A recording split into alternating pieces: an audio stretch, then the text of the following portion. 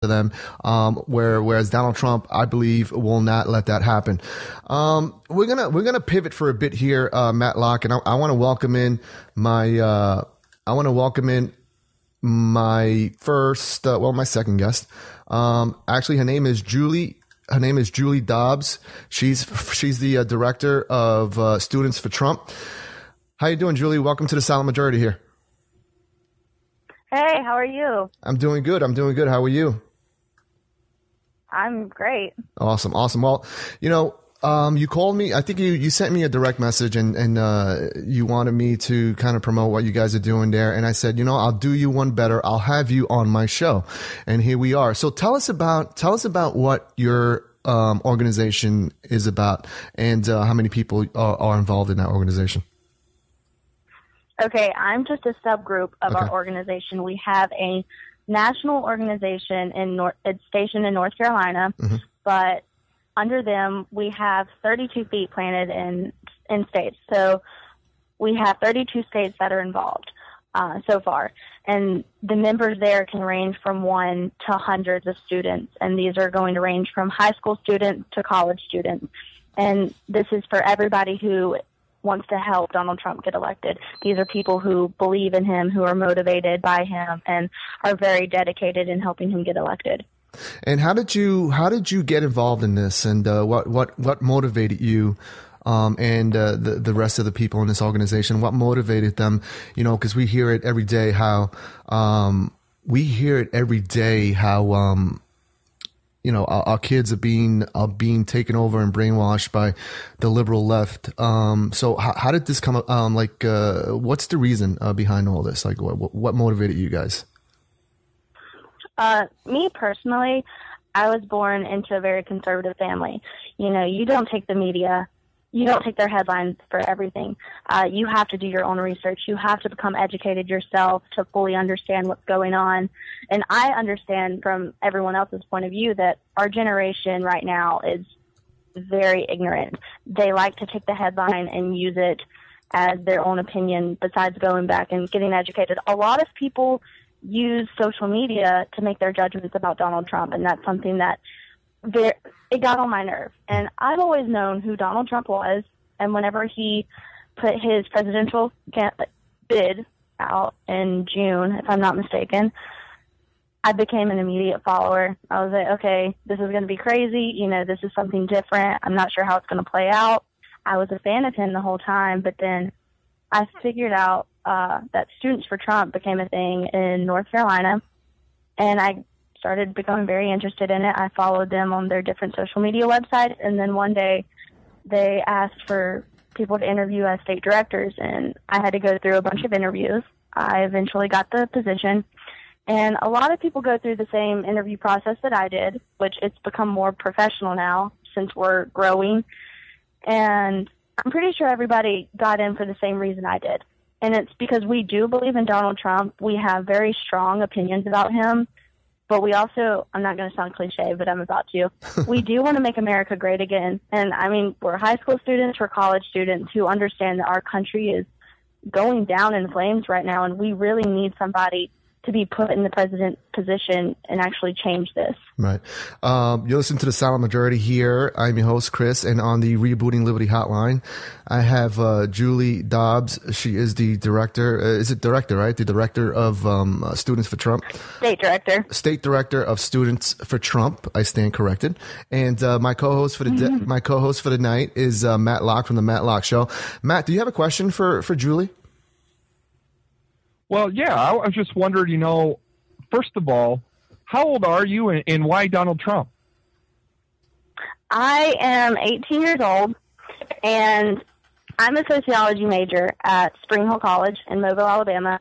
And so I'm always, in that history position where we're learning about what our country is doing and the different viewpoints. And it's hard to explain, but from my viewpoint, from foreign policy to interpersonal, I cannot think right now. It's okay. Take your time. You're doing well. Basically just seeing the way our country's going. Politics have been corrupted. Our government's corrupted. And now that he's coming out and he's speaking out against it, one, it's scaring, your liberals. It's scaring them to death. But it's also putting this fire into the people who have known this but haven't been able to speak out, and he's giving those people a voice.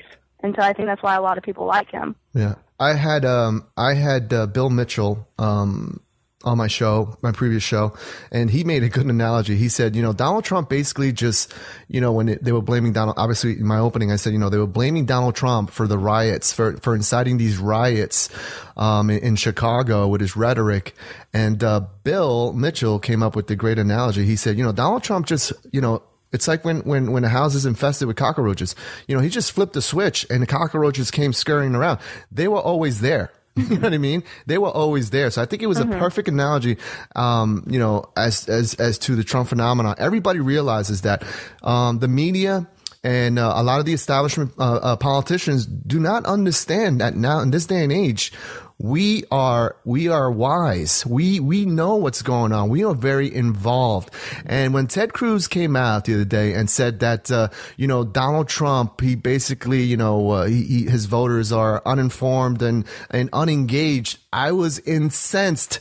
Because here on my show, I have doctors that are Donald Trump supporters. I have engineers. I have police officers that have been on this show, that have called into the show and have and support Donald Trump. And for him to say that enraged me. How did you feel about that, Julie?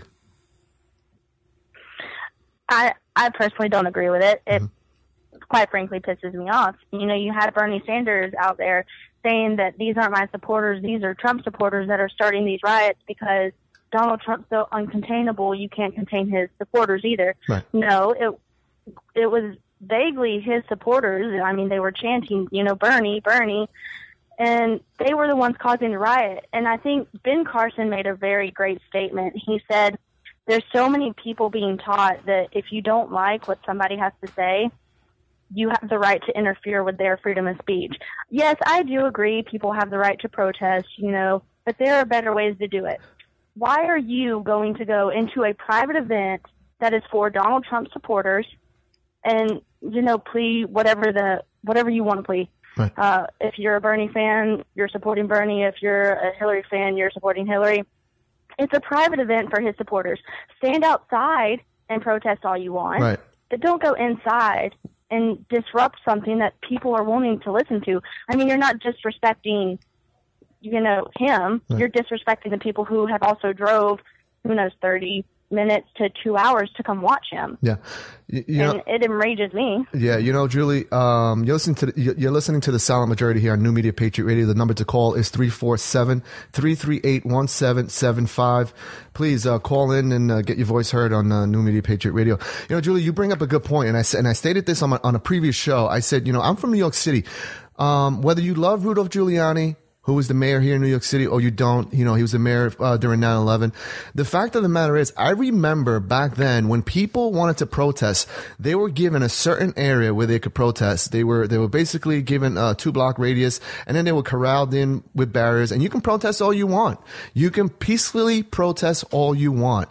Where I draw the line is where you go into a private function, a private venue, which is paid for by Donald Trump, and you go in there to incite a riot. That's where I draw the line. What do you think about that, Matt? Well, I couldn't agree with you more, Chris. I mean, these politicians are spending the money. They're trying to get out in front of the people who want to listen to them. He was going to have a packed house. And, I'll tell you what, and I have to go back, Julie, it just tickles my heart to listen to a young lady actually espouse conservative ideas. Your parents raised you right, so I will give you that. You are not enamored by all of this goofy stuff that the Bernie Sanders crowd says we're going to give you for free, because nothing's free. But back to the point, Chris, you're right. I mean, it's a free country. Our Constitution is the greatest document ever drafted in the history of the world, and it gives you the right to express your opinion one way or another, but it doesn't give you the right to go marching in and say that Donald Trump's hate speech should be shut down because you think it's hate speech. Mm-hmm. That's insane, but that's how the left operates. Exactly. Hold on one second. I got a call here. 207 area code. What's your name and where are you calling from? Hello? Hello? All right. My call screen is having a very difficult time sending the phone calls to me. But we'll carry on here. So you're listening to the Silent Majority here. The number to call is 347-338-1775. Julie, now, is it hard for you to make friends in school, considering you're a Donald Trump supporter? Do you just hang out with like-minded people, or do you, when you do hang out in a generic crowd and a function, do you keep your political views to yourself? I'm actually really glad you asked that. I go to a very liberal college, and so being here, it's very complicated. I am not one to hide my beliefs at all. So, I mean, I have a huge Trump sticker on my car. I wear my Trump shirt pretty religiously. And I have a chapter here on campus, but there's only, maybe 10 who are actually involved. Right. And a lot of people hate my support for him. I've been called out plenty of times. I walk around school, and I'm called bigoted and racist. And I actually just had to release a statement, basically, that I wrote to my school, and I was like, the fact that I can't even walk around on my own campus without being called these things by people who don't even know me, I was like, it's really insane. That's crazy. I was like, I actually defined a bigot for these people because I was like, do you not understand that you're unfairly judging me whenever you don't even know me? I was like, you're the example of a bigot. Yeah. I'm not walking around judging you. Right.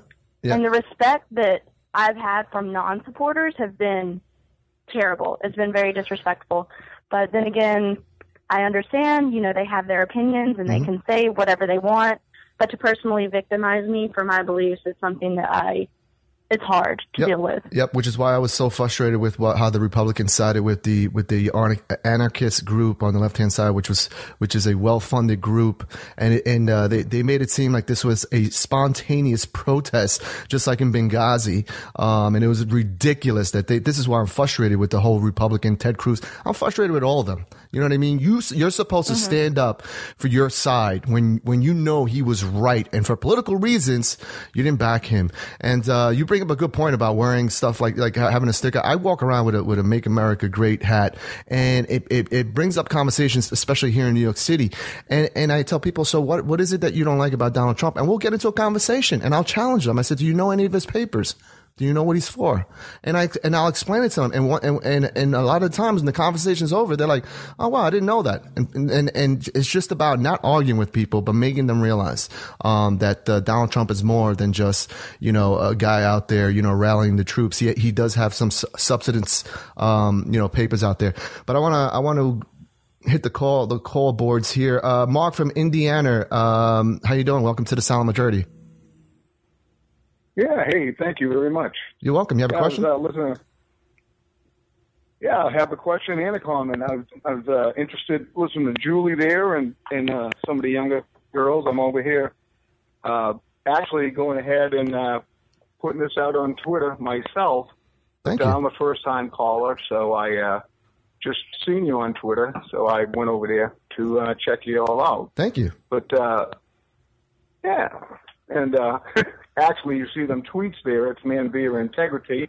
If you're looking over there, trying to get you some more people to come in. But anyway, thank you. I appreciate it. Thank you very much. I'm a 57-year-old 82nd Airborne retired veteran. Wow! Thank you for your service. Thank you for your service, by the way. Well, thank you. It was my pleasure. I grew up through the Reagan years, and the Reagan years. I was about 20 years old running around in my Boston area because it was all Democrats, Irish, and Italian neighborhood. And I convinced a lot of people that, hey, I'm in the military and we have duct tape holding up our laser rangefinder systems and stuff. And, we got to leave our tanks in the motor pool and march out with rucksacks and pretend that we're tanks. And it was just ludicrous that, you have the same people back then who were younger doing the same thing now. Yeah. Does it frustrate you that you have these politicians pretending like this thing is just a spontaneous thing and it's just Donald